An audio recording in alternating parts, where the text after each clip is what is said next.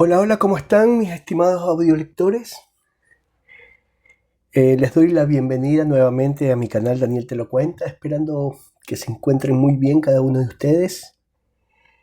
Eh, Hoy día, bueno, primeramente, como siempre, agradecerles los comentarios y no olviden, por favor, también de dar un like a las narraciones que les gusta para poder así, ¿no?, ser más conocido y, y poder seguir leyendo y haciendo esto, ¿no? Que me gusta tanto, como ya les he dicho en otras oportunidades.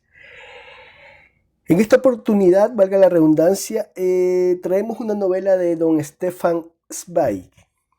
Es un ensayo en realidad.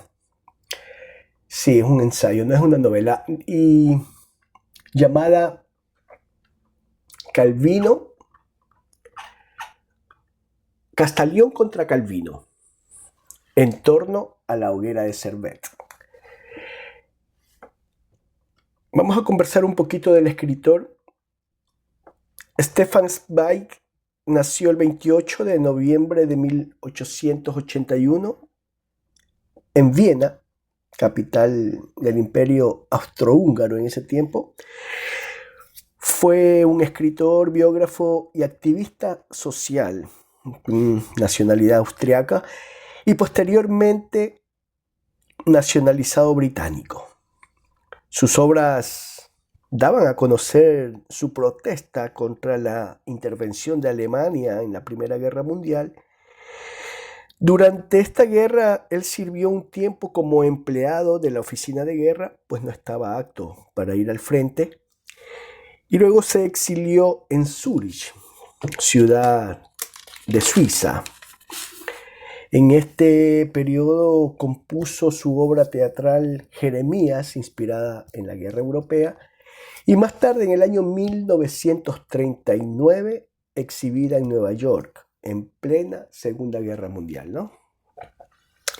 Sus obras más notables: Novela del ajedrez, El mundo de ayer, Castellón contra Calvino, entre otras. Falleció en Petrópolis, Brasil, por exceso de barbitúrico, un suicidio prácticamente, el 22 de febrero de 1942. Muchas gracias por todo. Comenzamos con la narración de Castellón contra Calvino. Gracias. El mosquito contra el elefante. Al principio produce un extraño efecto esta frase puesta por la propia mano de Sebastián Castellón en el ejemplar de Basilea de su escrito polémico contra Calvino, y casi estaríamos a punto de sospechar que hay en ella una de las usuales exageraciones humanísticas. Pero las palabras de Castellón no fueron pensadas de un modo hiperbólico ni irónico. Con tan tajante comparación, este valiente quería solo mostrar con toda claridad a su amigo Amerbach hasta qué punto y de qué modo trágico era patente para él a qué gigantesco adversario desafiaba, al acusar públicamente a Calvino de haber asesinado a un hombre por pedantesco fanatismo, matando así la libertad de conciencia dentro de la Reforma. Desde el momento en que Castellón alza como una lanza su pluma para esta peligrosa contienda, sabe con precisión la flaqueza de todo ataque puramente espiritual contra la prepotencia de una dictadura armada de arneses y corazas, y con ello la falta de perspectivas victoriosas de su empresa. Pues, ¿cómo podría un hombre aislado, inerme, combatir y vencer a Calvino, detrás del cual se alzan millares y decenas de millares de hombres, y además por encima de eso, toda la máquina militar del poder del citado? Gracias a una magnífica técnica organizadora, logró Calvino convertir toda una ciudad, todo un estado, con miles de ciudadanos, hasta entonces libres, en un rígido mecanismo de obediencia. Extirpar toda autonomía individual, secuestrar toda libertad de pensamiento en favor de su exclusiva doctrina. Todo lo que posee algún poder en la ciudad y en el Estado se somete a su omnipotencia.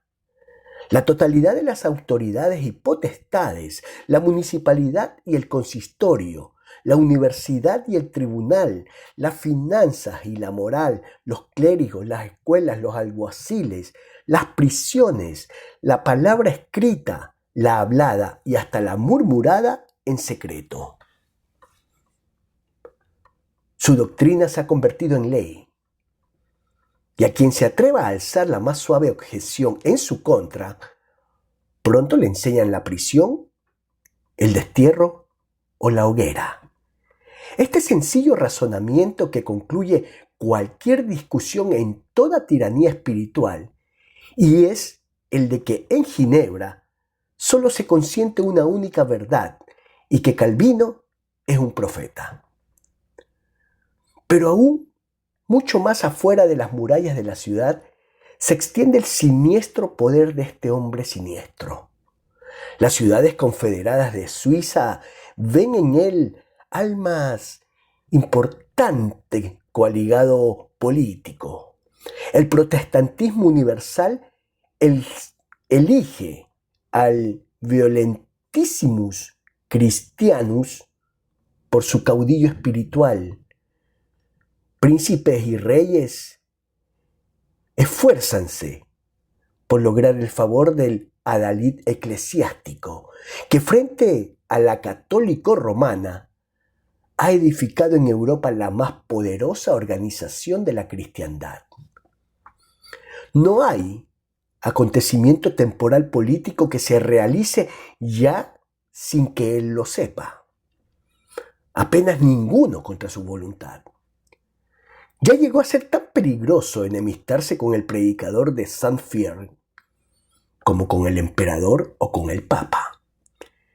Y su adversario Sebastián Castalión, el cual, como idealista solitario en nombre de la humana libertad de pensamiento, proclama su hostilidad contra esta y cualquiera otra tiranía espiritual. ¿Quién es? Verdaderamente, comparado con la fantástica plenitud de poderes de Calvino, el mosquito contra el elefante. Un Nemo, un nadie, un nada en el sentido de pública influencia, y además un indigente, un miserable hombre de letras, que con traducciones y lecciones domésticas sostiene trabajosamente mujer e hijos. Un fugitivo en país extranjero, sin derechos de resistencia ni de ciudadanía, doblemente emigrante. Como siempre en tiempos de fanatismo universal, el hombre de sentido humano se alza impotente y completamente solo en medio de los fanáticos combatientes. Durante largos años, este grande y modesto humanista arrastra la más mísera existencia en las tinieblas de la persecución, en las de la pobreza, siempre en estrechez, pero también siempre libre, porque no está ligado a ningún partido ni se ha consagrado a ningún fanatismo. Solo siente poderosas llamadas en su conciencia cuando el asesinato de Servet y se alza por encima de sus pacíficas obras literarias para acusar a Calvino en nombre de los violados derechos humanos. Solo entonces crece su soledad hasta lo heroico. Pues, no como a su adversario Calvino, habituado a la guerra, cubre y rodea a Castalión una escolta organizada de un modo brutalmente cerrado y según un plan dispuesto. Ningún partido, ni el católico ni el protestante, le ofrecen su apoyo. Ningún gran señor, ningún emperador ni rey tienen tendida sobre él su mano protectora, como en otro tiempo sobre Lutero y Erasmo. Y hasta los escasos amigos que lo admiran, hasta ellos mismos, solo en secreto, se atreven a infundirle bríos. Pues, qué peligroso, qué mortalmente peligroso es colocarse en público de parte de un hombre que con impávido corazón, mientras que en todos los países los herejes, conforme a las opiniones de la época, son acosados y torturados como bestias de carga, alza él su voz en favor de estos seres, esclavos y privados de derechos. Y pasando por encima del caso particular, les niega a todos los poderosos de la tierra, de una vez para siempre, el derecho a perseguir a cualquier ser humano de esta misma tierra a causa de sus opiniones. Un hombre que en uno de esos espantosos momentos de tinieblas espirituales que de cuando en cuando caen sobre los pueblos, se atreve a conservar clara y humana su mirada y a llamar por su verdadero nombre a toda piadosa carnicería, aunque en apariencia sea ejecutada para gloria de Dios.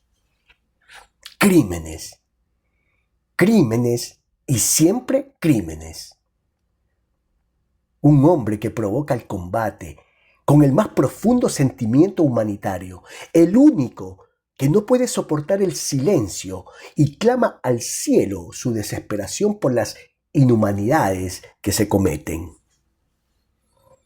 luchando solo en favor de todos y solo contra todos. Pues nunca debe esperar muchos secuaces. En la eterna cobardía de nuestra terrena estirpe, aquel que alza su voz contra los déspotas y contra los que confieren el poder de la hora. De este modo, tampoco Sebastián Castaglione, en las horas decisivas, tuvo detrás de sí a nadie más que a su sombra, y ningún medio de fortuna, sino la única e inalienable propiedad del artista luchador. Una conciencia inflexible en un alma impávida.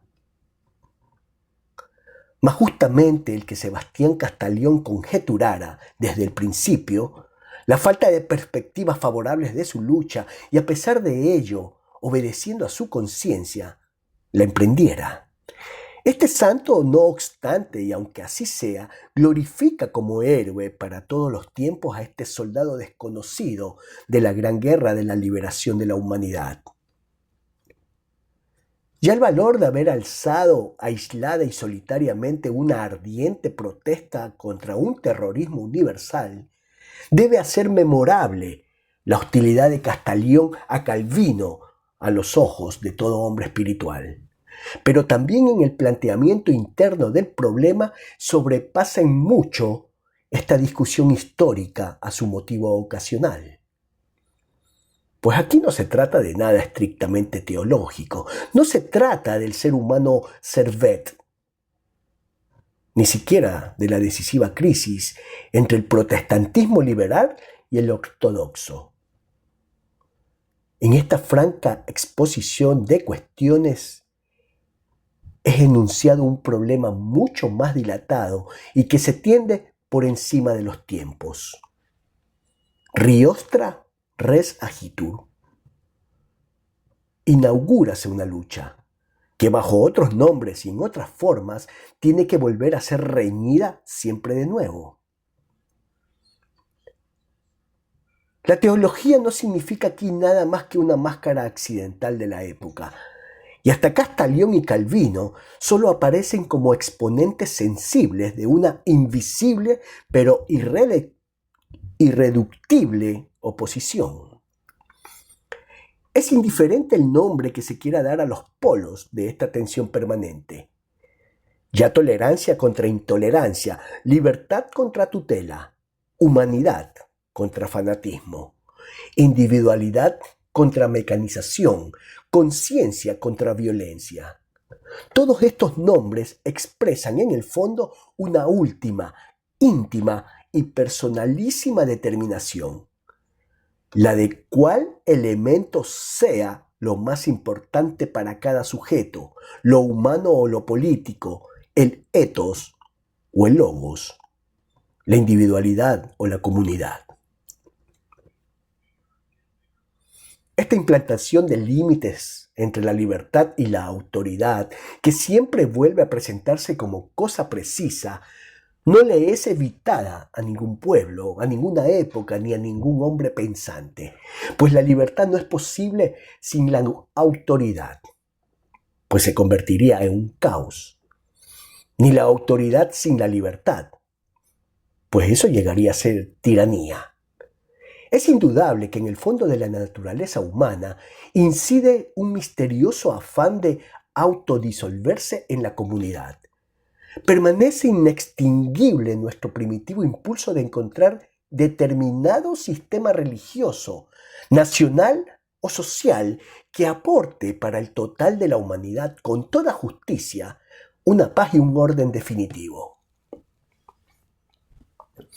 El gran inquisidor de Dostoyevsky muestra con dialéctica cruel cómo la mayor parte de los hombres temen realmente a su propia libertad, y en forma positiva, por fatiga frente a la agotadora pluralidad del problema, frente a la complicación y responsabilidad de la vida. La gran masa anhela una mecanización del mundo por medio de un orden definitivo, aplicable a todos, absoluto, que les quite de encima el trabajo de pensar.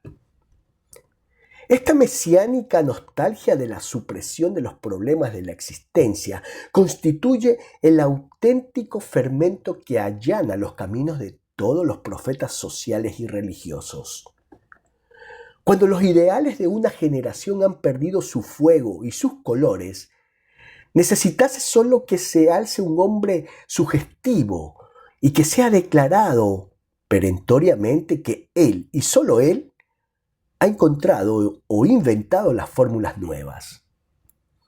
Así, la confianza de millares de hombres se precipita hacia el presunto redentor de un pueblo o del mundo. Una nueva ideología crea siempre al principio, y este es su auténtico sentido metafísico, un nuevo idealismo sobre la tierra. Pues aquel que regala a los hombres con una nueva creencia en la unidad y en la pureza, suscita primeramente en ellos las más santas fuerzas, su voluntad de sacrificio, su entusiasmo. Millones de seres humanos, como por efecto de un hechizo, están dispuestos a dejar que se apodere de ellos aquel hombre, a que su espíritu sea fecundado por él, hasta a ser esclavizados. Y cuanto más exige de ellos tal proclamador y prometedor, más rendidos se le muestran. Aquello que aún ayer constituía su placer más alto, la libertad, arrójanlo de sí gustosos por amor a él, para dejarse guiar aún más sin resistencia, y la antigua frase de Tácito, ruere in servitium, vuelve a cumplirse una y otra vez, en forma que con una ardiente embriaguez de solidaridad, los pueblos se arrojan voluntariamente en la servidumbre y todavía glorifican al látigo con que se les golpea. Ahora, para todo hombre espiritual habría algo sublime en el pensamiento de que siempre es una idea, la fuerza más inmaterial de la tierra, lo que realiza semejante inverosímil milagro de sugestión en nuestro mundo viejo, prosaico y dominado por la técnica, y con facilidad se caería en la tentación de admirar y celebrar a estos fascinadores del mundo, por haber logrado con el espíritu transformar a la obtusa materia. Pero de un modo fatal estos idealistas y utópicos, inmediatamente después de su victoria, se revelan como los peores traidores del espíritu. Pues el poder impulsa a la omnipotencia, la victoria al abuso de la victoria. Y en lugar de contentarse con haber entusiasmado a tantos hombres con su fe en su persona, hasta el punto de que están alegremente dispuestos a vivir y aún a morir por él, todos estos conquistadores caen en la tentación de transformar la mayoría en unanimidad y de querer imponer también su dogma a los que no pertenecen a ningún partido. No les basta con sus gentes acomodaticias, sus alabarderos, sus almas esclavas, los eternos concurrentes a todo movimiento. No, también quieren poseer como lisonjeadores y siervos suyos a los seres libres, a los pocos independientes. Y para erigir su dogma en exclusivo, estigmatizan como criminal, con el poder del Estado, toda opinión adversa. Eternamente, en todas las ideologías religiosas y políticas se renueva esta maldición de que degeneren en tiranía tan pronto como se convierten en dictaduras. Mas desde el momento en que un ser espiritual no confía ya en la fuerza inmanente de su verdad, sino que acude al poder seleccionador, le ha declarado ya la guerra a la libertad humana. No importa cuál sea la idea de que se trate, todas y cada una de ellas, desde el momento en que acuden al terror para uniformar y reglamentar ajenas convicciones, no son ya idealismo sino brutalidad. Hasta la verdad más pura, si es impuesta a otros hombres con violencia, se convierte en pecado contra el espíritu. Mas el espíritu es un elemento misterioso, inaprehensible e invisible como el aire. Parece acomodarse indulgente a todas las formas y fórmulas. Y esto lleva siempre engañados a los caracteres despóticos, a la creencia de que se le puede exprimir por completo, encerrarlo, encorcharlo y servirlo mansamente en botellas. Pero con toda opresión se desarrolla su fuerza dinámica de reacción. Y justamente cuando está apretado y comprimido, se convierte en fulminante y explosivo. Toda opresión conduce más pronto o más tarde a una rebelión. Pues a la larga, eterno consuelo. Es indestructible la independencia moral de la humanidad. Jamás triunfó hasta ahora el imponer dictatorialmente a toda la tierra una única religión, una única filosofía, una única forma de opiniones. Y jamás habrá de triunfarse en tal empresa.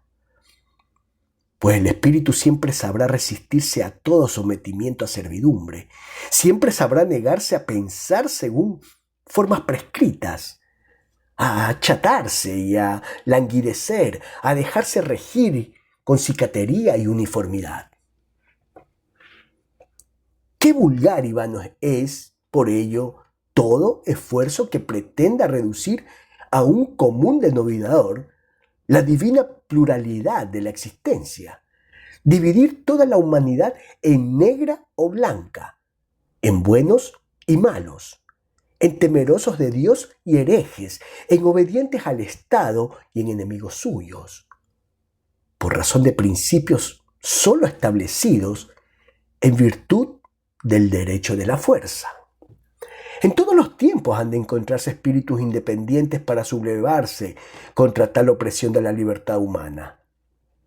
Conscientius objectors, hombres decididos, que se nieguen a servir a pesar de toda coacción de las conciencias.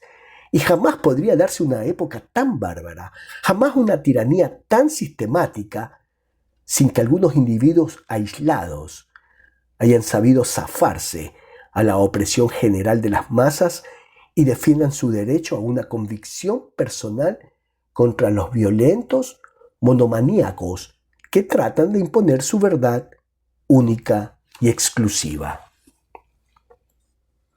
También en el siglo XVI, aunque muy semejante al nuestro en la sobreexcitación de sus desaforadas ideologías, conoció algunas de esas almas, libres e insobornables. Si se leen las cartas de los humanistas de aquellos días, siéntese fraternalmente su profundo duelo por las perturbaciones causadas en el mundo por la violencia. Con emoción se sufre con ellos la repugnancia de su alma ante la estúpida gritería de mercado con que requieren al público los dogmáticos, cada uno de los cuales pregona: lo que enseñamos es verdadero y falso. Lo que enseñamos es verdadero y falso lo que no es enseñado por nosotros. Qué espanto estremece a estos conscientes ciudadanos de la tierra ante estos inhumanos mejoradores de la humanidad, que han hecho irrupción en su mundo que cree en la belleza y con espumarajos en la boca proclaman su brutal ortodoxia. ¡Oh! ¡Qué repugnancia experimentan en lo más profundo de sí mismos ante ese Savonarola, ese Calvino, ese John Knox, que quieren extirpar la belleza de sobre la tierra y convertir el mundo en un seminario de moral? Con trágica perspicacia, reconocen todos aquellos hombres sabios y humanos el daño que estos frenéticos pedantes del fanatismo tienen que traer a Europa. Ya escuchan el retiñir de las armas detrás de sus palabras exaltadas y adivinan en este odio la inminente y espantosa guerra. Pero, aún sabiendo la verdad, estos humanistas no osan, sin embargo, combatir por ella. Casi siempre en la vida están repartidos los destinos. Los que conocen no son los que hacen, y los que hacen no son los que conocen. Todos estos trágicos y afligidos humanistas se escriben unos a otros conmovedoras y artísticas epístolas. Se quejan detrás de las cerradas puertas de sus cuartos de trabajo, pero ninguno se presenta en público y se opone al anticristo. De cuando en cuando, desde la sombra, atrévese Erasmo a lanzar algunas flechas. Rabelais arranca con el látigo descomunales carcajadas bajo su traje de bufón. Montaigne, ese noble y prudente filósofo, pone en sus ensayos las más elocuentes palabras, pero ninguno de ellos intenta intervenir seriamente en impedir ni una sola de aquellas infames persecuciones y ejecuciones. Con locos furiosos, según reconocen todos estos conocedores del mundo y que se han hecho prudentes por ello, no debe combatir el sabio. Lo mejor en tales tiempos es refugiarse a la sombra para no ser cogido y sacrificado. Pero Castañón, y esta es su inmarcesible gloria, es el único de todos estos humanistas que avanza resueltamente al encuentro de su destino.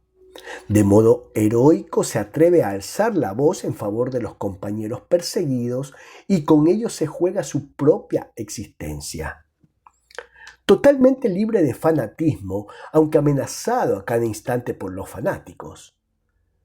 En absoluto libre de pasión, pero con una firmeza tolstoyana, alza como una bandera por encima de aquellos furibundos tiempos su declaración de que ningún hombre debe ser forzado jamás en sus opiniones y que sobre la conciencia de un ser humano no le es lícito nunca ejercer violencia a ninguna potestad de la tierra. Y como esta declaración no la formula en nombre de ningún partido, sino en el del imperecedero espíritu de la humanidad, sus pensamientos, lo único que algunas de sus palabras, han quedado por encima del curso de los tiempos. Siempre, cuando están formulados por un verdadero artista, conservan su sello los pensamientos de un universal valor humano, que trascienden por encima de todos los tiempos. Siempre son de mayor duración las declaraciones que enlazan al mundo entero que las particulares doctrinarias y agresivas. Como modelo, sin embargo, para todas las generaciones posteriores debería ser conservado el valor, no por nadie imitado y digno de serlo, de este hombre olvidado. Pues cuando Castaglione, a despecho de todos los teólogos del mundo, llama a Servet víctima de Calvino, un asesinado inocente, cuando contra todos los sofismas de Calvino arroja estas inmortales palabras: matar a un hombre no es nunca defender una doctrina, sino matar a un hombre. Cuando proclama en su manifiesto de la tolerancia de una vez para siempre, mucho antes de que lo hagan Locke, Hume, Voltaire y de muchos más magníficos que ellos, el derecho a la libertad de pensamiento, entonces este hombre, como prenda de sus convicciones, se juega su vida. No se intente comparar la protesta de Castaglione por el asesinato legal de Miguel Servet con las 100 veces más célebres protestas de Voltaire, en el caso de Calas y de Émile Zola en el Affaire Dreyfus. Esas comparaciones no llegan ni de lejos a la altura moral de su acción, pues Voltaire, cuando emprende la lucha en favor de Calles, vive ya en un siglo más humano. Fuera de ello, detrás del poeta universalmente famoso se alza la protección de reyes y de príncipes e igualmente se agolpa como un invencible ejército. Detrás de Emilio Zola, la admiración de toda Europa, el mundo entero. Uno y otro arriesgan con su acto de socorro mucho de su reputación y de sus comodidades en favor de un destino ajeno, pero no su propia vida, como Sebastián Castaglione.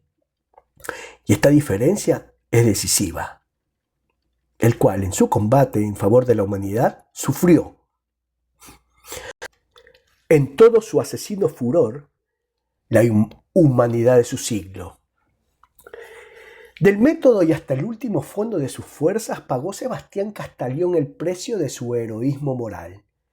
Conmueve el ver considerar cómo este proclamador de la benignidad, que no quiere servirse de ninguna otra arma, sino de las puramente espirituales, es asfixiado por la fuerza bruta.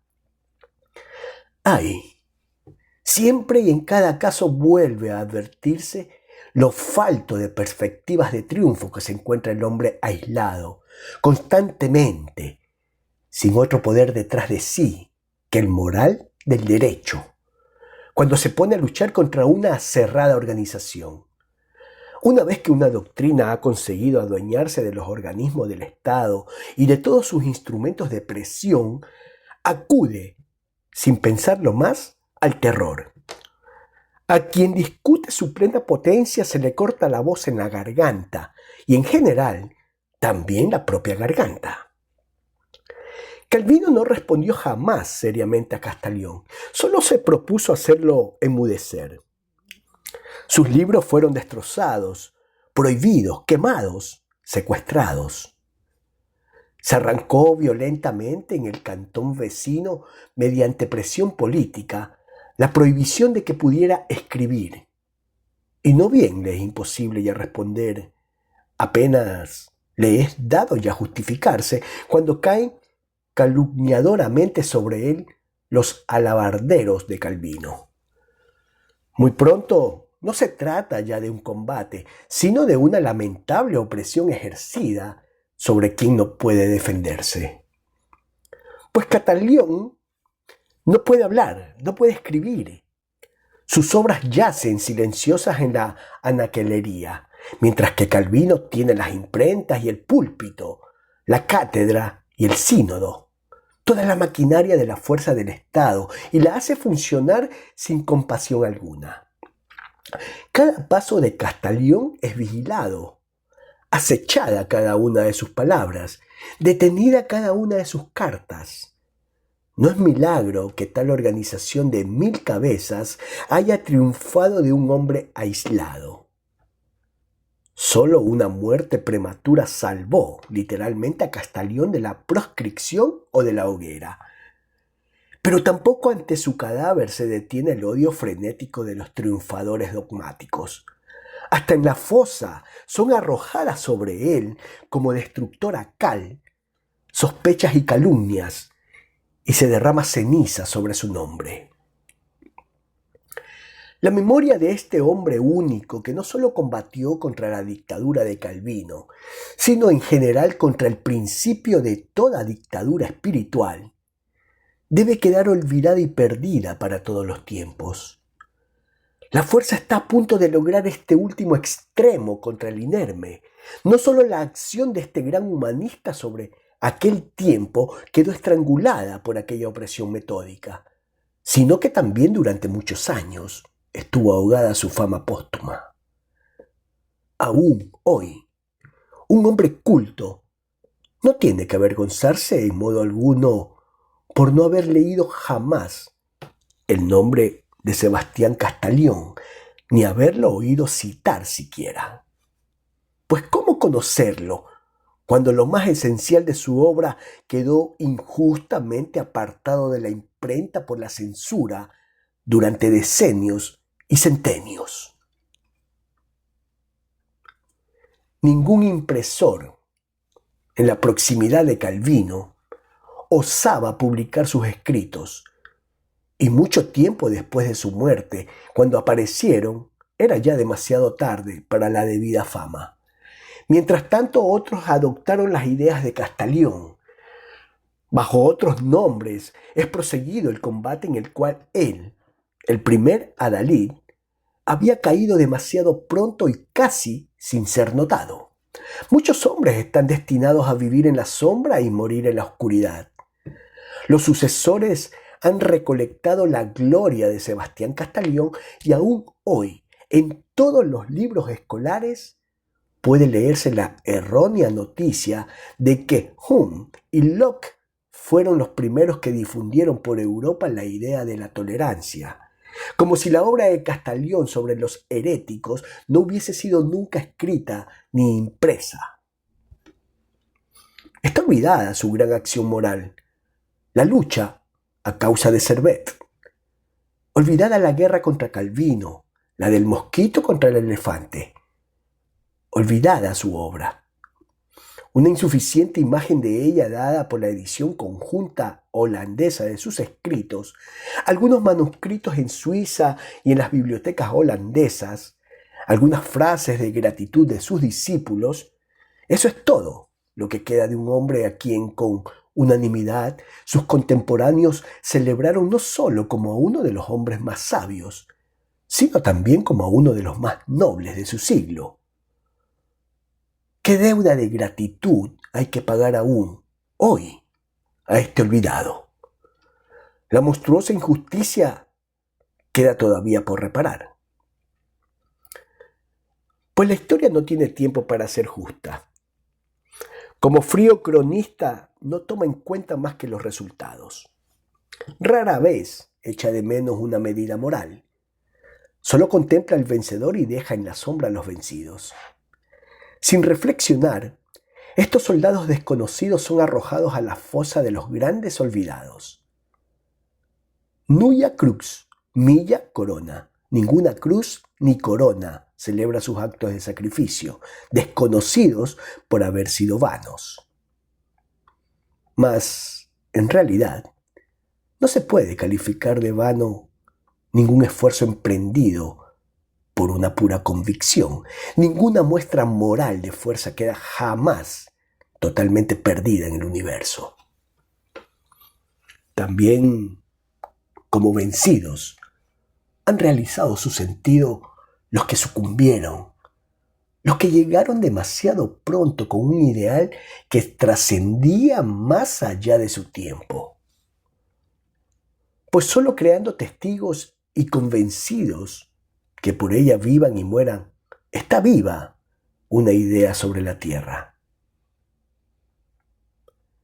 Ante el espíritu, las palabras victoria y derrota cobran otra significación diversa, y por ello será necesario siempre y siempre, en un mundo que solo contempla los monumentos de los triunfadores, advertir que los verdaderos héroes de la humanidad no son aquellos que por encima de millones de tumbas y de existencias destrozadas erigieron su imperio transitorio, sino precisamente aquellos otros que sucumbieron inermes bajo la violencia, como Castañón bajo Calvino. En su lucha por la libertad del espíritu y el ilimitado avance de la humanidad sobre la tierra.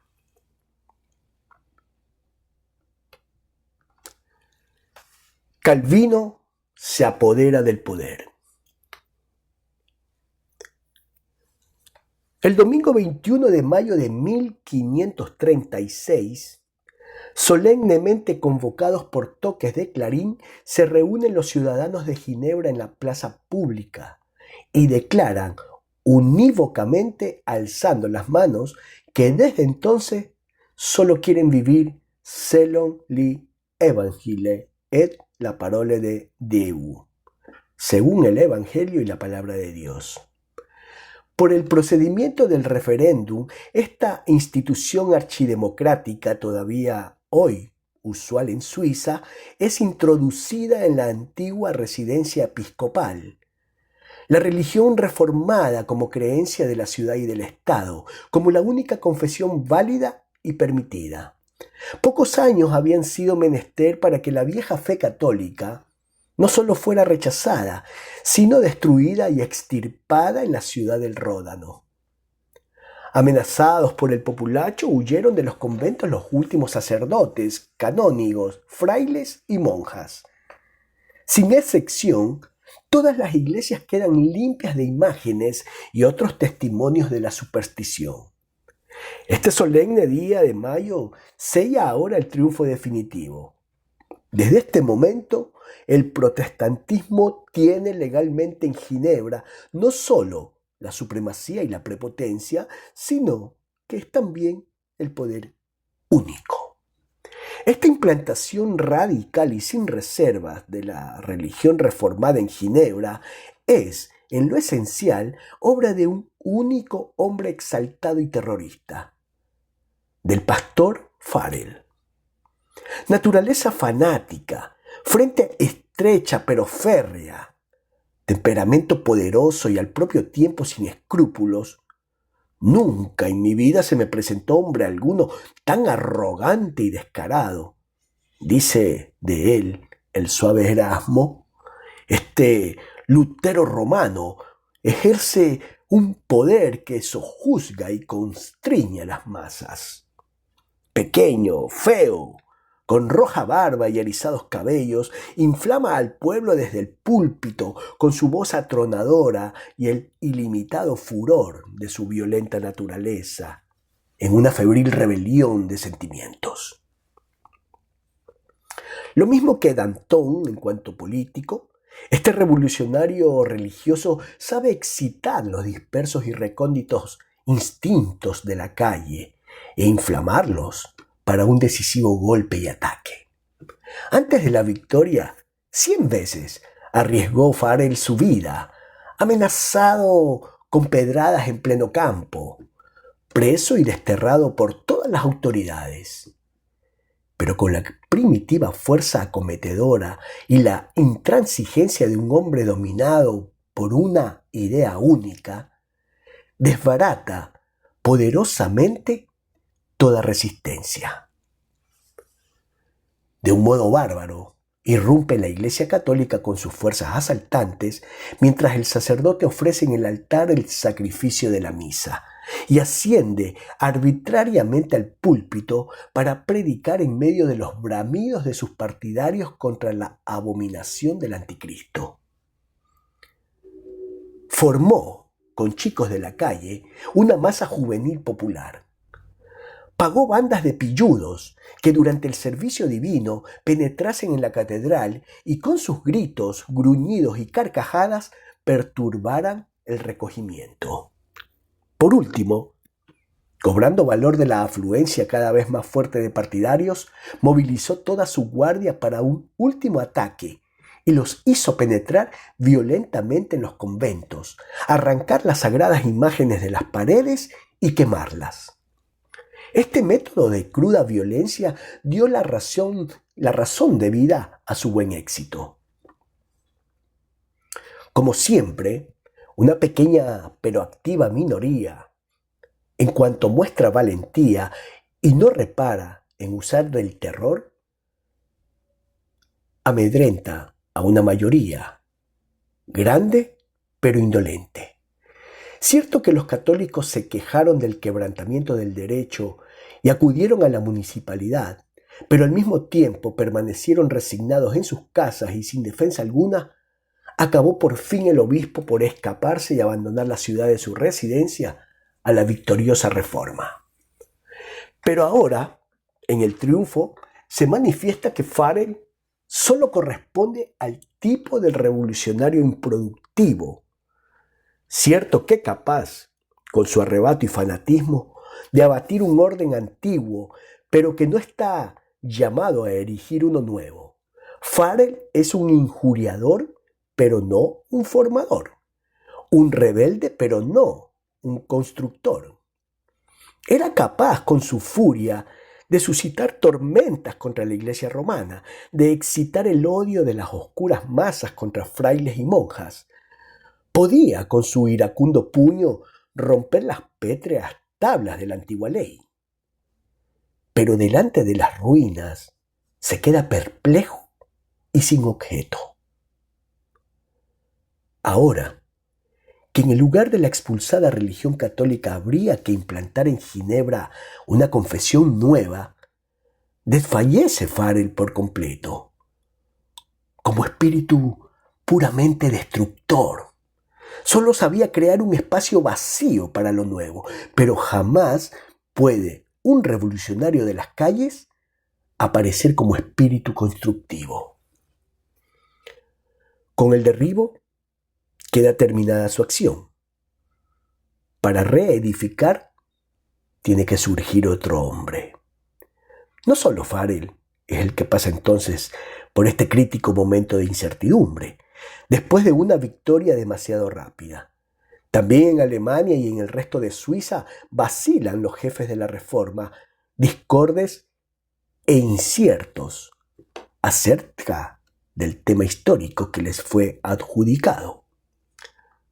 Lo que Lutero, lo que Zwinglio habían querido ejecutar originariamente no había sido otra cosa que una purificación de la iglesia existente, un retorno de la fe desde la autoridad del Papa y de los concilios a la olvidada doctrina evangélica.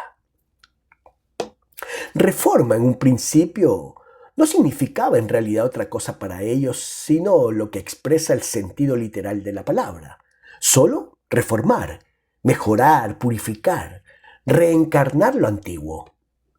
Pero como la Iglesia Católica persistiera rígidamente en su punto de vista y no se encontrara dispuesta a ninguna concesión, acrecentóseles insospechadamente la tarea hasta tener que realizar la religión exigida por ellos fuera de la Iglesia Católica, en lugar de hacerlo dentro de ella. Y al instante, al pasar de la destrucción a la producción, divórcianse sus espíritus. Naturalmente que nada habría sido tan lógico como el que los revolucionarios religiosos Lutero, Zwinglio y los otros teólogos de la Reforma se hubieran unido fraternalmente para una unitaria forma de fe y práctica de la nueva iglesia. Pero, ¿se consigue alguna vez establecer lo lógico y lo natural en el terreno de la historia? En lugar de una iglesia universal protestante, surgen por todas partes iglesias independientes. Wittenberg no quiere aceptar la doctrina divina de Zúrich y Ginebra, a su vez, tampoco adopta los usos de Berna, sino que cada ciudad quiere tener su reforma de un tipo diferente en Zúrich, Berna o Ginebra. Ya en estas crisis se revela proféticamente la soberbia nacionalista de los estados europeos en el espejo de disminución del espíritu cantonal. En pequeñas querellas, en teológicas nimiedades y convenios, dilapidan ahora sus mejores fuerzas. Lutero, Zwinglio, Melanchthon y Karlstadt, todos los que habían minado reunidos el edificio gigantesco de la Ecclesia Universalis. Del todo impotente, sin embargo, encuéntrase Farel en Ginebra ante las ruinas del antiguo orden. Eterna tragedia del ser humano que realizó por completo la misión histórica que le fue atribuida, pero que no se siente con altura bastante para sus consecuencias y exigencias. Por ello, fue una hora venturosa para el trágico triunfador, aquella en que, por casualidad, se enteró de que Calvino, el célebre Johann Calvin, se detenía un día en Ginebra en su viaje a Saboya. Al punto lo visitó en su posada para pedirle consejo y suplicarle su auxilio para la obra de reconstrucción, pues, aunque fuera casi 20 años más joven que Farel, este hombre de 26 años pasaba ya por una autoridad indiscutible. Hijo de un arzobispal perceptor de derechos aduaneros y notario, nacido en Noyon, Francia, educado en la severa disciplina del colegio de Montaigu, lo mismo que Erasmo y que Ignacio de Loyola, destinado primero a la clerecía y después a ser jurista, Johann Calvin o Chauvin, a causa de haber tomado partido en favor de la doctrina luterana, había tenido que huir a los 24 años de Francia a Basilea. Pero para él, en oposición a lo que les ocurre a la mayor parte de las gentes, las cuales con la patria pierden también su fuerza interna, la emigración fue de provecho. Justamente en Basilea, esa encrucijada de Europa, donde las diferentes formas del protestantismo se encontraban y hostilizaban mutuamente, comprende Calvino, con la genial mirada del espíritu lógico, que ve las cosas muy de lejos, cuál es la necesidad del momento. Ya las doctrinas evangélicas, hasta en su propio núcleo, están hechas astillas por tesis cada vez más radicales. Ya panteístas y ateos, fanáticos y visionarios comienzan a descristianizar el protestantismo y a ultracristianizarlo. Ya ha terminado en Münster con sangre y horror la espeluznante tragicomedia de los anabaptistas. Ya la reforma amenaza con despedazarse en sectas aisladas y convertirse en nacional, en vez de alzarse hasta llegar a ser un poder universal, al igual de su antagonista la Iglesia romana. Contra semejante diseminación, según columbra con la más perspicaz seguridad, el hombre de 24 años tiene que ser encontrada una síntesis a su debido tiempo, una cristalización espiritual de la nueva doctrina en un libro, en un esquema, en un programa. Tiene que ser por fin trazado un bosquejo creador del dogma evangélico. De este modo, este desconocido y joven jurista y teólogo, con la magnífica osadía de la juventud, se propone, desde el primer momento, mientras los auténticos directores andan todavía gruñendo por cosas de detalle, atacar resueltamente el problema total. Y en un año de labor crea, con sus Instinctio Religionis Christianae, en 1535, el primer esbozo de la doctrina evangélica, el libro de enseñanza y guía, la obra canónica del protestantismo.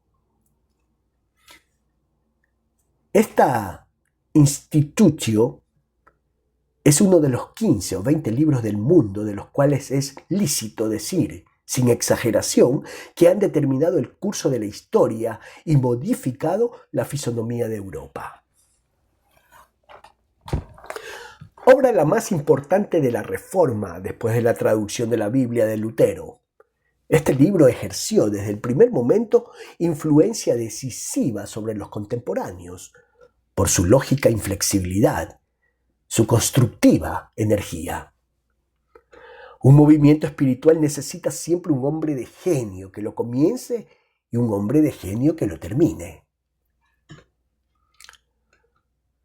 Lutero, el inspirador, puso en marcha la Reforma. Calvino, el organizador, la detuvo antes de que se quebrara en 1000 sectas. En cierto sentido, la institutio vino a terminar del todo la revolución religiosa, lo mismo que el Código de Napoleón y la francesa. Ambas, al trazar la raya final, realizan su suma. Ambas le quitan a un movimiento torrencial, y más que torrencial, el ardiente fluir de su principio para imprimirle la forma de la ley y de la estabilidad. Con ello, de la arbitrariedad ha brotado el dogma, de la libertad, la dictadura, de la agitación anímica, una severa norma espiritual. A la verdad, como toda revolución que se detiene, también esta revolución religiosa pierde, en su grado postrero, algo de su dinámica originaria. Pero como potencia terrena espiritualmente unida, álzase desde ahora frente a la Iglesia Católica una Iglesia protestante. Es propio de la fuerza de Calvino el que jamás haya suavizado o modificado la rigidez de sus fórmulas primeras. Todas las sucesivas ediciones de su obra significan en adelante una ampliación, pero en modo alguno una corrección de sus decisivas declaraciones primeras. A los 26 años de edad, antes de toda experiencia de la vida, de modo análogo a un Marx o a un Schopenhauer, ha meditado ya lógicamente y hasta sus últimas consecuencias su concepto del universo, y todos los años sucesivos solo han de servir para trasplantar al ámbito de la realidad sus ideas organizadoras. Ninguna palabra esencial será modificada ya en su obra, y en primer lugar nada será modificado ya en su persona. No retrocederá ni un solo paso, ni dará uno único al encuentro de nadie. Con tal hombre solo cabe despedazarlo o ser despedazado por él. Es vano todo sentimiento intermedio en su favor o en su contra. No hay elección posible, o negarlo o someterse a él por completo. Ya en un primer encuentro, ya en una primera conversación, advirtió al punto Farel todo esto, y en ello hay grandeza humana. Y aunque fuera 20 años mayor, ya desde aquella hora sometióse por completo a Calvino. Reconociólo como su guía y su maestro, convirtióse desde este instante en su fábulo espiritual, en su súbdito, en su esclavo. Jamás, en los 30 años siguientes, pronunciará Farel ni una sola palabra de contradicción. En toda lucha, en toda cuestión, tomará el partido de Calvino. Se precipitará presuroso ante cualquier llamamiento suyo de donde quiera que llegue para combatir a su favor y bajo sus órdenes. Como primero presenta Farel el modelo de aquella obediencia que no pregunta nada, anticrítica de entrega de sí mismo, que Calvino, el fanático de la subordinación, exige de cada ser humano como su deber supremo. Una única pretensión alzó hacia él Farel en toda su vida, y ya desde esta misma hora, la de que Calvino como el único digno de ello, tome a su cargo la dirección espiritual de Ginebra y que con su energía reflexiva acometa la obra de reforma para dar cima a la cual el mismo Farel es demasiado débil. Calvino dio noticia más tarde de durante cuánto tiempo y con qué violencia se negó entonces a prestar obediencia a esta sorprendente llamada. Siempre para el hombre espiritual es una resolución llena de responsabilidad, la de abandonar la pura esfera del pensamiento para ingresar en la turbia política de la realidad. Este miedo secreto apoderóse también de Calvino. Vacila, titubea, alude a su juventud, a su inexperiencia. Le suplica a Farel que prefiera dejarlo en su mundo creador de los libros y de los problemas. Por último, Farel se impacienta ante la obstinación de Calvino al sustraerse a su invocación y con bíblica fuerza profética retumba su voz sobre el hombre indeciso. Te escudas en tus estudios, pero en el nombre de Dios Todopoderoso te anuncio que caerá sobre ti la maldición de Dios si le niegas tu ayuda a la obra del Señor y te buscas a ti mismo más que a Cristo. Solo esta apelación determina a Calvino y decide de su vida. Se declara dispuesto a establecer el orden nuevo en Ginebra. Lo que hasta entonces mostró como palabra e idea debe en adelante llegar a ser acción y obra. En lugar de componer un libro, intentará ahora imprimir la forma de su voluntad en una ciudad y en un estado. Los contemporáneos son siempre los que menos saben de su tiempo. Los momentos más importantes pasan sin ser notados por delante de su atención y casi nunca la hora realmente decisiva encuentra en sus crónicas la correspondiente consideración. Esto mismo se advierte en el protocolo del Consejo de Ginebra del 5 de septiembre de 1536, que consigna la proposición de Farel para emplear de un modo permanente a Calvino como lecteur de la Sainte Scripture. Y ni una sola vez se siente en la obligación de consignar allí el nombre de aquella persona que debía dar a Ginebra gloria ilimitada ante el mundo entero. De un modo seco, el secretario del Consejo anota simplemente el hecho de que Farel propuso que este Gaius, este francés, continúe en sus funciones de pastor. Eso es todo. ¿Para qué molestarse en deletrear primero el nombre y estamparlo después en el acta? Parece ser solo una decisión que a nada obliga el conceder un pequeño estipendio a este pastor extranjero que no tiene pan. Pues el Consejo Municipal de la ciudad de Ginebra es todavía de opinión de que nada han hecho más que nombrar un empleado de ínfima categoría, que en adelante desempeñe su cargo con la misma humildad y obediencia que cualquier maestro de escuela recién colocado, o un cajero, o un verdugo. En todo caso, los honrados consejeros no son gente de letras. No leen en sus horas de ocio ninguna obra teológica y de fijo que ninguno de ellos ha hojeado siquiera antes de entonces la Institutio Religionis Christianoe de Calvino. Pues si no, se habrán espantado mucho porque allí, en claras palabras, está soberanamente establecido qué plenitud de poder pretende isti Gaius para el pastor dentro de la comunidad. Claramente debe ser aquí enunciado el poder de que deben estar investidos los pastores de la iglesia.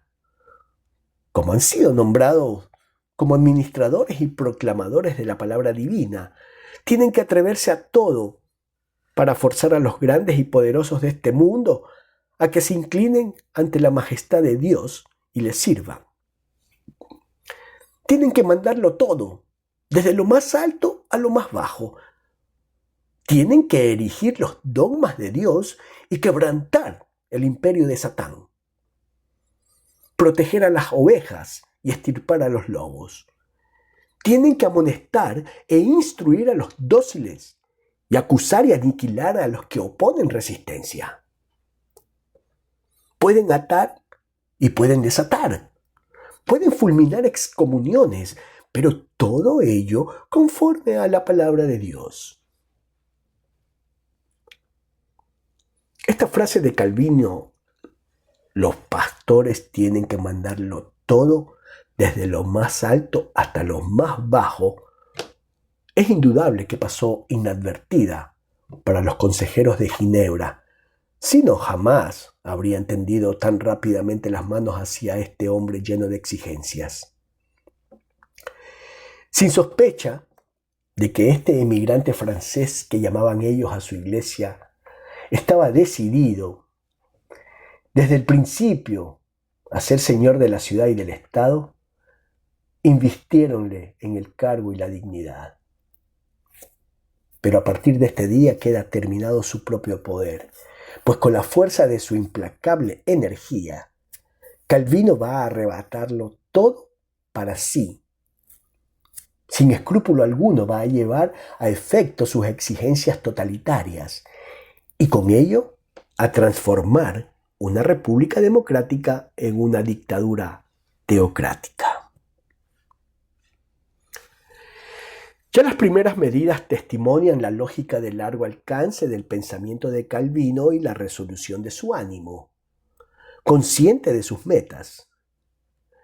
Cuando llegué por primera vez a esta iglesia, escribe más tarde acerca de esta época de Ginebra, cuanto había aquí era lo mismo que nada. Se hacían sermones y pare usted de contar. Se recogían las imágenes de los santos y se les prendía fuego. Pero sin embargo, no había aún ninguna reforma y todo se encontraba en desorden. Pero Calvino es un ordenador nato. Todo lo no sometido a reglas y ajeno al sistema repugna a su naturaleza de exactitud matemática. Si se quiere educar a los hombres en una nueva religión, se tiene primeramente que hacerles saber lo que deben creer y confesar. Tienen que poder distinguir claramente lo que es permitido y lo que es prohibido. Todo imperio espiritual, lo mismo que todo imperio terreno, necesita sus visibles fronteras y sus leyes. Por ello, ya al cabo de 3 meses, presenta Calvino un catecismo al Consejo, el cual, en 21 artículos, formula con clara nimiedad los fundamentos de la nueva doctrina evangélica. Y este catecismo, hasta cierto punto, el decálogo de la nueva iglesia, es aceptado por el Consejo con una adhesión fundamental. Pero Calvino no se da por contento con una simple adhesión, exige una obediencia al pie de la letra y sin reserva alguna. No es en modo alguno suficiente para él el que esté formulada la doctrina, pues con ello siempre le queda al individuo algo de libertad, hasta el punto y con la extensión que quiera ligarse a ella. Calvino, sin embargo, no soporta jamás ni en ningún sentido la libertad en las cosas de la doctrina y de la vida.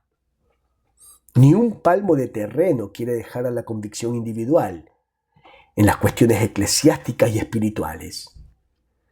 La Iglesia, según su concepto, tiene no solo el derecho, sino también el deber de obligar fuertemente a todos los hombres a una incondicional obediencia a su autoridad. Y ya la mera tibieza debe ser castigada de modo implacable. Piensen otros lo que quieran. No soy yo de opinión de que nuestro cargo esté reducido a tan estrechos límites, que una vez pronunciado nuestro sermón, tengamos ya con ello terminado nuestro cometido, y nos sea lícito dejar ociosas las manos sobre nuestras rodillas. Su catecismo no debe constituir meramente una línea directora de la fe, sino una ley del Estado. Por ello, exige del Consejo que los ciudadanos de la ciudad de Ginebra sean obligados por la autoridad a que individualmente, hombre tras hombre, confiesen y juren públicamente tal catecismo. De 10 en 10 los ciudadanos, como niños de la escuela, conducidos por los anciens, deben dirigirse a la catedral y allí, alzando sus diestras, prestar el juramento cuyo texto sería leído en alta voz por el secretario de Estado. Pero quien se niega a prestar este juramento tiene al punto que ser obligado a abandonar la ciudad. Esto, con toda claridad y de una vez para siempre, quiere decir que de entonces en adelante a ningún ciudadano le será lícito vivir dentro de las murallas de Ginebra si en las cuestiones eclesiásticas disiente, aunque sea solo en el grueso de un cabello, de las exigencias y concepciones de Juan Calvino. Se acabó en Ginebra la libertad del hombre de Cristo, exigida por Lutero. El concepto de la religión como un asunto individual de conciencia. El logos triunfó sobre el ethos, la letra sobre el espíritu de la reforma. Se terminó en Ginebra toda especie de libertad desde que Calvino penetró en la ciudad. Una única voluntad impera ahora. Sobre todo. Una dictadura no puede ser pensada ni sostenida sin violencia.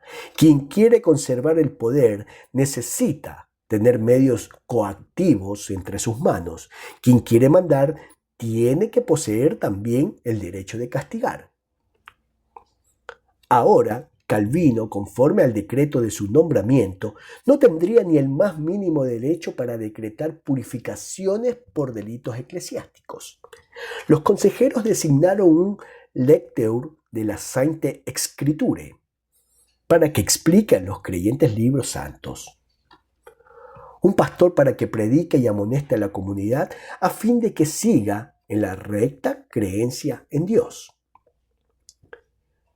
Pero la facultad de castigar por su conducta legal y moral a los ciudadanos, pensaba naturalmente el Consejo reservarla para su propia jurisdicción.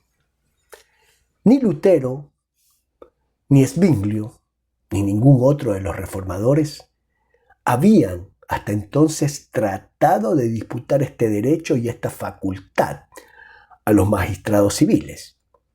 Mas Calvino, como naturaleza autoritaria, emplea al instante su gigantesca voluntad en rebajar al Consejo Municipal hasta que sea un órgano puramente ejecutivo de sus órdenes y disposiciones. Y como a él legalmente no le es atribuida ninguna jurisdicción, proporciónasela por su propio derecho, mediante el establecimiento de la excomunión. Con una mutación genial transforma el religioso misterio de la comunión en un instrumento de poder y de presión de carácter personal. Pues el pastor calvinista solo admitirá a la cena del Señor a aquellos cuya conducta moral le parezca personalmente irreprochable. Pero a aquel a quien el pastor niegue la comunión y a quien se manifiesta toda la gravedad de esta arma de dominio, está civilmente muerto. A nadie le es lícito hablar con él. Nadie debe venderle cosa alguna o comprarla de él. Con ello, la medida decretada por la autoridad eclesiástica y en apariencia puramente religiosa se convierte al instante en un boicot social y mercantil.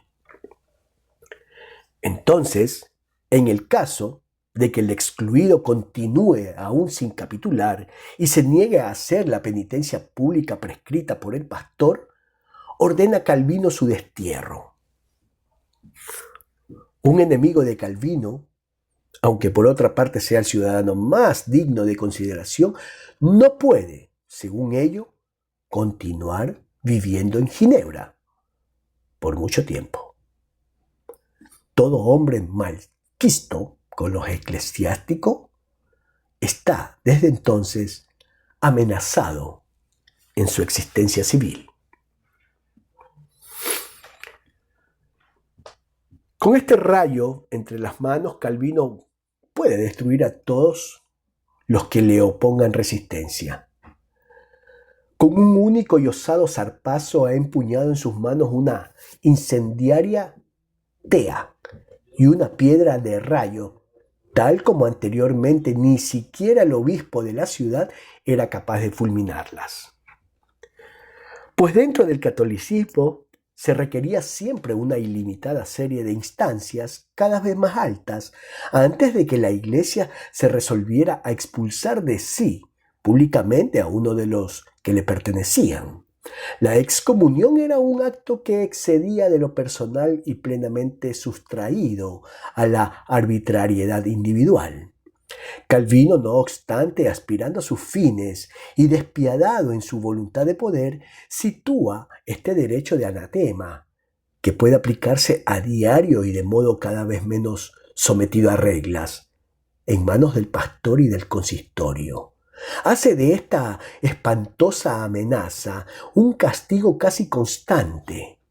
Y como psicólogo que comprende bien los efectos del terrorismo, con la amenaza de tal castigo, convierte casi en ilimitado su poder personal.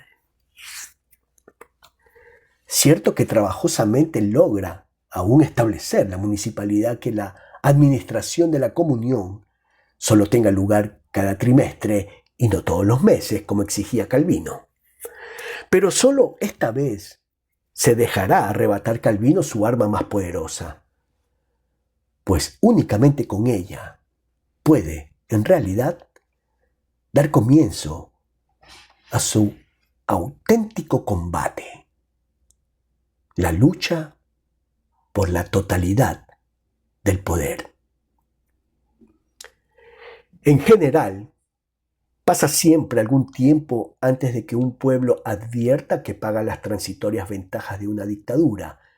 Su austera disciplina y su robusta fuerza colectiva de acometimiento con los derechos personales del individuo, y que innegablemente cada nueva ley se paga al precio de una antigua libertad. También en Ginebra esta conciencia no fue suscitándose, sino sucesivamente. Con honrado pecho los ciudadanos dieron su asentimiento a la reforma.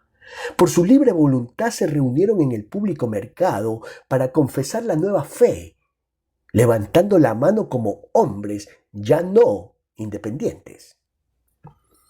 Pero por el contrario, se subleva su orgullo republicano con el hecho de ser llevados de 10 en 10 bajo la vigilancia de un alguacil como galeotes a través de la ciudad para prometer obediencia en la iglesia con solemne juramento a cada párrafo del señor Calvino. ¿No protegieron una reforma de las costumbres más severa para ser ahora amenazados a diario con poco reparo por ese nuevo pastor, con proscripciones y destierros, simplemente porque alguna vez hayan cantado regocijadamente ante un vaso de vino o llevado vestiduras que al señor Calvino o a Farel les parezcan demasiado abigarradas o sensuales? ¿Y quiénes son propiamente esas gentes que se conducen con tanto imperio? Comienza a preguntarse el pueblo. ¿Son ciudadanos de Ginebra? ¿Son gentes de antiguo allí establecidas que han colaborado a la grandeza y riqueza de la ciudad, bien probados patriotas, ligados y hermandados secularmente a las mejores familias? No, son recién llegados, que como fugitivos vinieron de otro país, de Francia. Se les recibió con hospitalidad, se les dio pan y sustento y una colocación bien retribuida, y ahora se atreve aquel hijo de preceptor de aduanas del país vecino, que al instante trajo a su caliente nido a su hermano y a su cuñado a injuriar y a reprender a los ciudadanos afincados en la ciudad. Un refugiado que vive de un empleo dado por ellos. Ahora se abroga el papel de determinar a quién le es lícito y a quién no permanecer en Ginebra. Siempre al principio de una dictadura, mientras las almas libres no están todavía envueltas en niebla y los independientes no han sido expulsados, la resistencia encuentra cierta densidad. En público, declaran en Ginebra las gentes de opiniones republicanas que en todo pensaban menos en dejarse reprender desde el púlpito, como que si fueran ladrones de caminos. Calles enteras, ante todo la Rue des Allemands, se niegan a prestar el exigido juramento, se quejan en alta voz y con rebeldía que ni prestarán el juramento ni mucho menos abandonarán su ciudad natal, por mandato de aquel vagabundo ampón francés. Cierto que consigue Calvino comprometer al consejillo que le es fiel para que en realidad penda la pena del destierro sobre los que se nieguen a jurar. Pero en realidad no se atreven ya a ejecutar la impopular medida. Y el resultado de una nueva elección ciudadana muestra claramente que la mayoría de la ciudad ha comenzado a levantarse contra las arbitrariedades de Calvino. Las gentes que le son incondicionalmente fieles pierden la supremacía en el nuevo Consejo de febrero de 1538. Una vez más, supo la democracia de Ginebra defender su voluntad contra las pretensiones autoritarias de Calvino. Calvino había avanzado en forma harto impetuosa. Los ideólogos políticos tasan siempre como demasiado baja la resistencia fundada en la pereza de la materia humana. Siempre piensan que las renovaciones decisivas podrán realizarse de modo tan rápido en el terreno de lo real como en lo interno de sus espirituales construcciones. La prudencia tenía ahora que regir a Calvino mientras no lograra volver a conquistar a las autoridades civiles, hacerle proceder de modo más suave, pues todavía se halla su asunto en una situación favorable. Tampoco el consejo recién elegido le opone otra cosa sino prudencia, en modo alguno hostilidad. Hasta sus más francos adversarios han tenido que reconocer en este breve plazo que una incondicional voluntad de moralización reside en el fondo del fanatismo de Calvino, que este hombre impetuoso no procede movido por un estrecho orgullo, sino por una gran idea. A su vez, su hermano de armas, Farel, continúa siendo siempre el ídolo de la juventud y de la gente de la calle. De este modo, fácilmente podría ser dulcificada la tensión si Calvino empleara un poco de prudencia diplomática y acomodara sus pretensiones ofensivamente radicales a las más circunspectas concepciones de la burguesía. Pero en este punto chócase con el granítico fondo del carácter de Calvino, con su rigidez de hierro. Nada fue más ajeno a este gran fanático durante toda su vida que la conciliación. Calvino no conoce ningún término medio, un solo camino, el suyo. Para él solo existe todo o nada, la autoridad plena o el total aniquilamiento. Jamás concertará un compromiso, pues tener derecho y ejercitarlo es para él una propiedad hasta tal punto funcional que en modo alguno puede comprender ni concebir que ningún otro pueda igualmente tener también derecho, considerando las cosas desde su propio campo. Para Calvino es axiomático que solo él es el llamado a enseñar y los otros lo están a aprender de él. Literalmente, con la más sincera y honrada convicción, dice: recibo de Dios lo que enseño y eso fortalece en mí la conciencia. Con una espantosa y siniestra seguridad en sí mismo, coloca sus afirmaciones al nivel de la verdad absoluta. Dieu a fait la grâce de déclarer ce qu'est bon et mauvais. Y siempre este poseído de sí mismo vuelve a sentirse exasperado y agitado cuando cualquier otro se arriesga a manifestar una opinión contraria a la suya.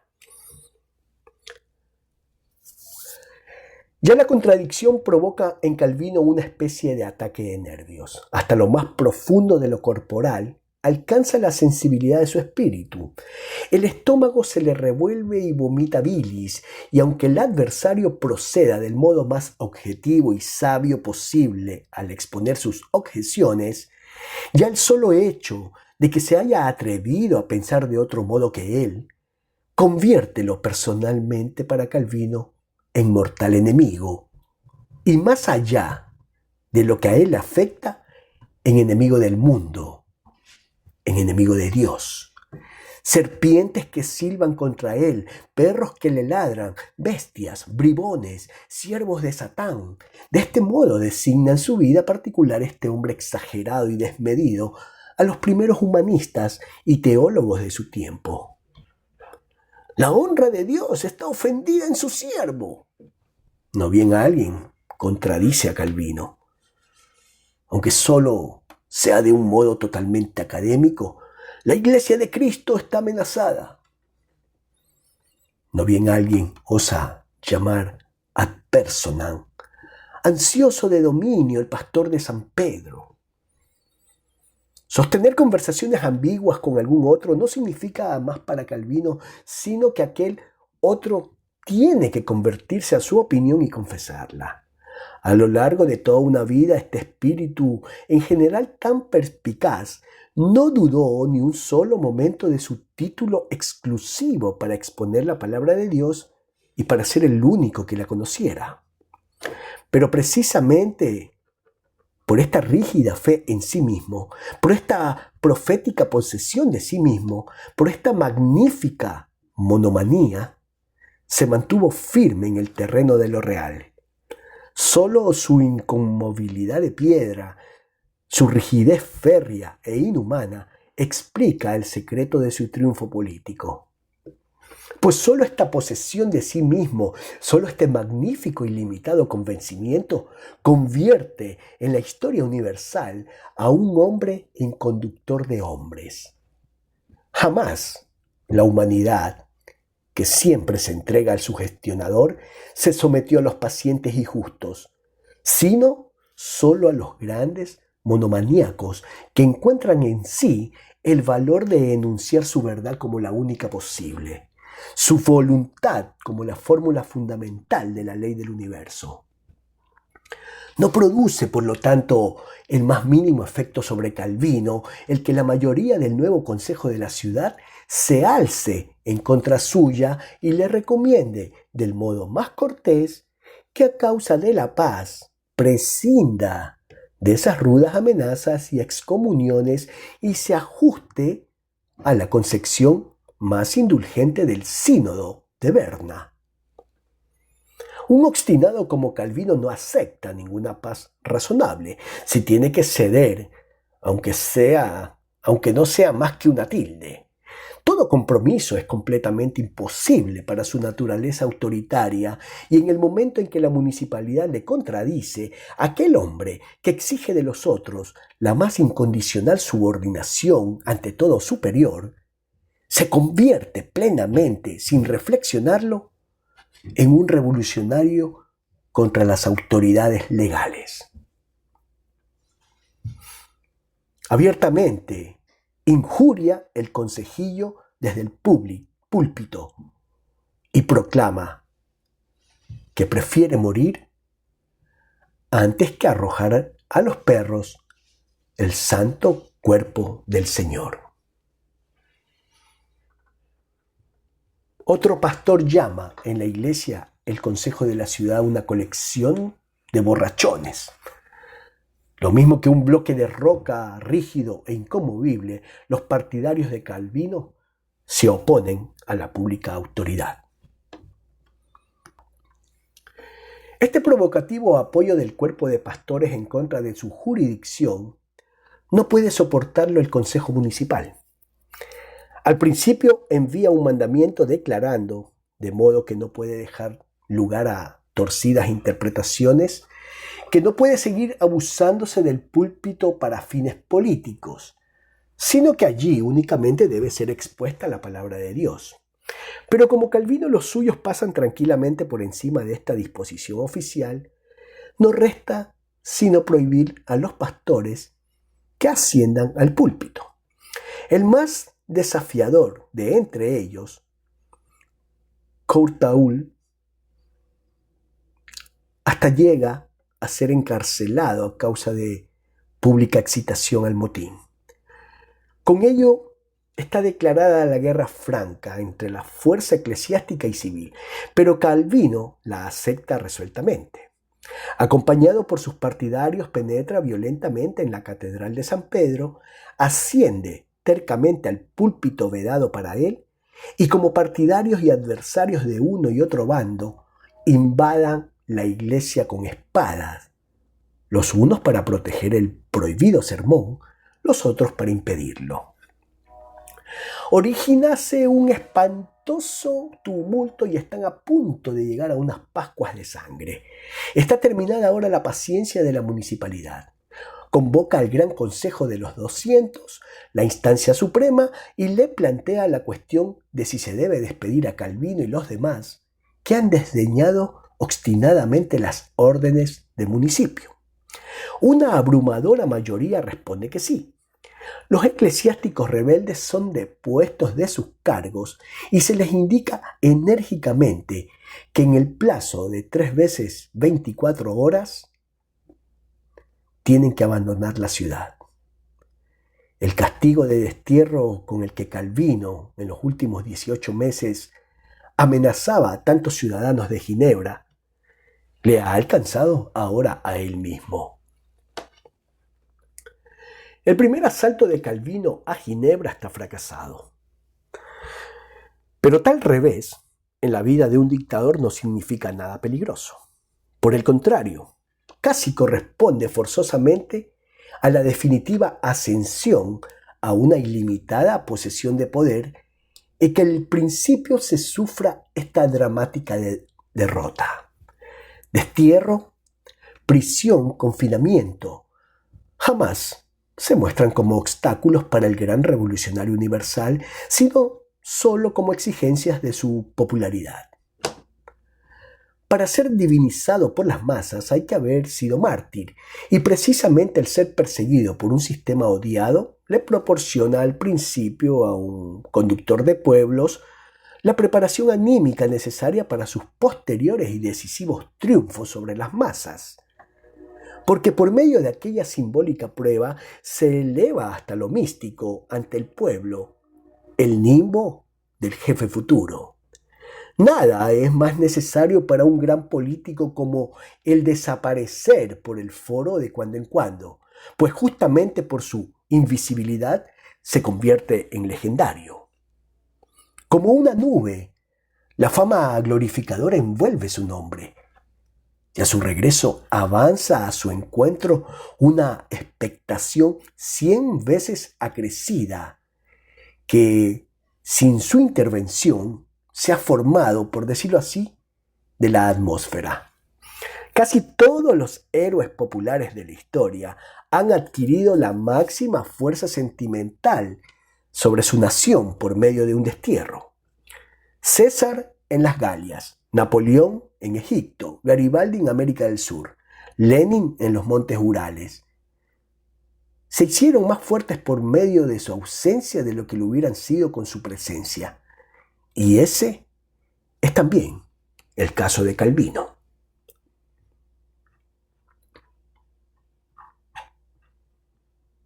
A la verdad, en aquella hora de la expulsión, Calvino parece, según todas las previsiones, un hombre acabado.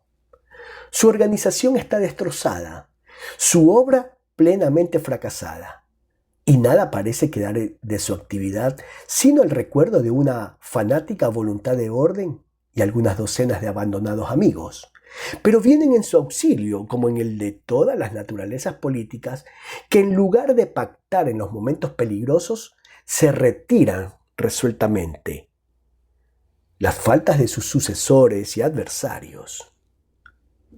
Trabajosamente encontró la municipalidad, en lugar de las imponentes personalidades de Calvino y Farel, algunos dóciles pastores que por miedo de llegar a hacerse odiosos al pueblo con medidas agudas, prefieren dejar que las riendas arrastren negligentemente por el suelo en lugar de empuñarlas tirantes en sus manos. Bajo su gobierno, la obra de la reforma en Ginebra, tan enérgicamente comenzada por Calvino y hasta con exceso de energía, queda detenida muy pronto, y tal inseguridad en las cosas que se apodera de los ciudadanos, que la oprimida Iglesia Católica va poco a poco cobrando nuevos ánimos.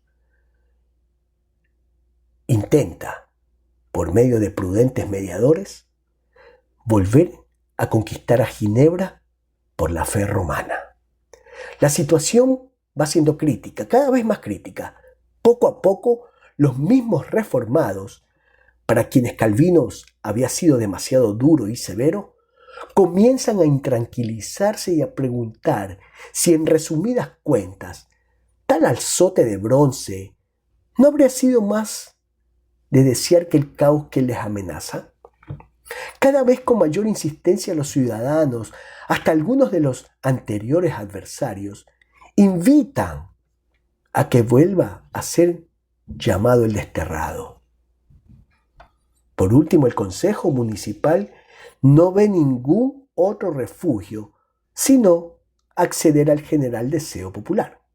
Las primeras embajadas y cortes a Calvino son aún preguntas suaves y prudentes, pero bien pronto se convierten en más francas e insistentes, de modo que no puede desconocerse, la invitación se transforma en ruego. Bien pronto el consejo no le escribe ya a Monsieur Calvino, que puede regresar para servir a la ciudad, sino que se dirige al Maitre Calvino.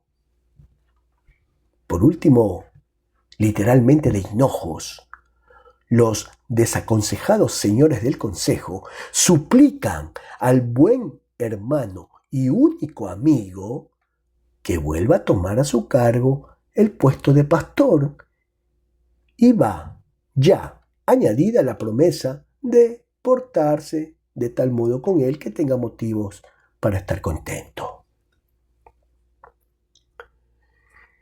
Si Calvino hubiera poseído un carácter humilde y pudiera contentarse con un triunfo razonable, se daría por pagado con la satisfacción de ser vuelto a llamar de modo tan suplicante por la ciudad que 2 años antes lo había expulsado despreciativamente. Pero quien aspira a todo no se dejará satisfacer jamás con términos medios, y Calvino, en esta su cuestión más sagrada, no se mueve por vanidad personal, sino por la victoria de la autoridad. No quiere, por segunda vez, ser paralizado en su obra por cualquier funcionario. Si regresa, no será permitido que haya en Ginebra más que una sola válida voluntad, la suya. Antes de que la ciudad no se le rinda con las manos atadas, ni que se declare de modo definitiva sometida a él, se niega Calvino a toda promesa y con un horror tácticamente exagerado rechaza durante largo tiempo las ofertas insistentes. Prefiero la muerte 1000 veces a comenzar otra vez aquellos anteriores y atormentadores combates, le escribe a Farel. No da ni un solo paso hacia su anterior adversario. Por último, cuando la municipalidad suplica ya de rodillas a Calvino para que regrese, hasta su más íntimo amigo Farel se impacienta y le escribe: ¿esperas acaso a que te llamen hasta las piedras? No obstante, Calvino permanece firme hasta que Ginebra se le rinde a discreción. Solo cuando han prestado el juramento de cumplir el catecismo y la exigida disciplina, según la voluntad del reformador, solo cuando los consejeros dirijan humildes cartas a la ciudad de Estrasburgo, rogando fraternalmente a los ciudadanos de allí que les cedan a aquel hombre imprescindible, solo cuando Ginebra se ha rebajado, no ya ante él, sino ante el mundo, cede Calvino y se declara finalmente conforme con ejercer su antiguo cargo, pero con renovada plenitud de poderes. Como una ciudad vencida a su conquistador, así se prepara Ginebra para la recepción de Calvino. Hácese todo lo imaginable para apaciguar su enojo. Los antiguos y severos edictos son vueltos a poner en vigor a toda prisa, solo para que Calvino encuentre ya anticipadamente ejecutadas sus disposiciones eclesiásticas. Personalmente toma a su cargo un consejillo, el elegir una conveniente residencia con jardín para el deseado eclesiástico y adoptar las necesarias disposiciones para su amueblamiento. Del modo más propio es construido de nuevo al viejo púlpito de Saint-Fier, a fin de que sea más cómodo para sus conferencias y la figura de Calvino sea en todo momento visible para todos los presentes. Un honor sigue a otro honor. Antes aún de que pueda haber partido de Estrasburgo, es enviado a su encuentro un heraldo, a fin de que, por el camino, le salude en nombre de la ciudad. A expensas de la burguesía, es traída solemnemente su familia. Por fin, el 13 de septiembre, el coche de viaje se aproxima a la puerta de Cornavin, y al punto se reúne gran muchedumbre de gentes para acompañar con gran júbilo al que regresa hasta dentro de los muros de la ciudad. Blanda y manejable como cera, tiene ahora Calvino a la ciudad entre sus manos, y no cesará hasta que haya creado de ella la obra de arte de su plástico pensamiento. Desde esta hora ya no es posible separar uno de otro a Calvino y Ginebra, al espíritu y lo formado, al creador y la criatura. Ahí quedamos, mis estimados lectores, con este primer video de Castellón contra Calvino. Un abrazo y muchas gracias.